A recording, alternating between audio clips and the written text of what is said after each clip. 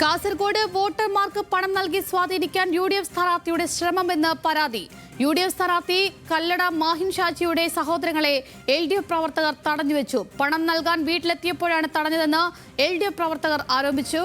വിശദാംശങ്ങളുമായി രതീഷ് വാസുദേവാണ് ചേരുന്നത്. രതീഷ്, ഈ BJPക്ക് പിന്നാലെ ഇപ്പോൾ കോൺഗ്രസ് കൂടി രംഗത്ത് വരികയാണ് ഇത്തരത്തിൽ പണം നൽകി വോട്ട് നേടാൻ വേണ്ടിയിട്ട്. വിശദാംശങ്ങൾ എന്തൊക്കെയാണ്?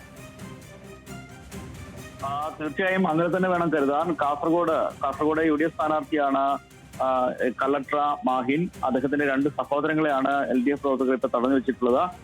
ഷെരീഫ് കല്ലട്ര, അഷഫ് കല്ലട്ര എന്നിവരെയാണ് നായന്മാർ മൂല പ്രദേശത്ത് വീടുകളിൽ പണം എത്തിക്കുന്നതിനിടയ്ക്ക് LDF പ്രവർത്തകർ തടഞ്ഞതെന്നാണ് അവരുടെ പരാതി.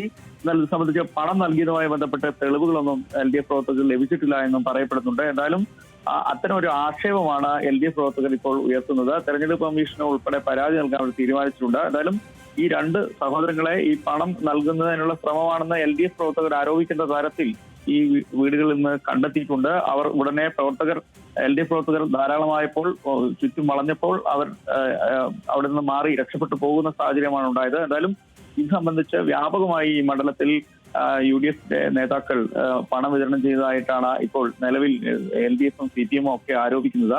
ഇത് സംബന്ധിച്ച് പരാതി നൽകാനാണ് തീരുമാനിച്ചിട്ടുള്ളത്. മണ്ഡലത്തിൽ വ്യാപകമായി ഇത്തരത്തിൽ പണം വിതരണം ചെയ്യുന്നുണ്ട് എന്നാണ് ആക്ഷേപം ഉയരുന്നത്.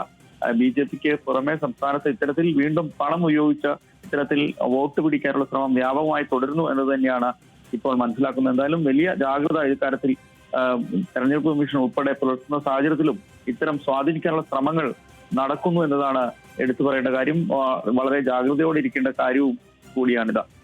ശരി, നിശബ്ദ പ്രചാരണം നടക്കുന്ന വേളയിലും വലിയ രീതിയിലുള്ള ചട്ടലംഘനമാണ് നടക്കുന്നത്. രതീഷ് വാസുദേവനാണ് വിവരങ്ങൾ നൽകിയത്.